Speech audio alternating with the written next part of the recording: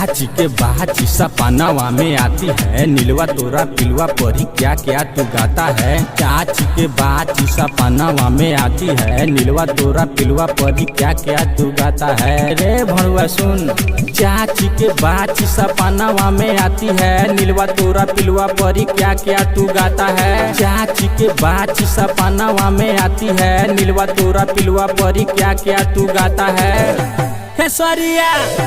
खेसरिया दामाद बना ले रे, कृति से शादी रचा दे रे। खेसरिया दामाद बना ले रे, कृति से शादी रचा दे रे। करा देना दहेज ना ले।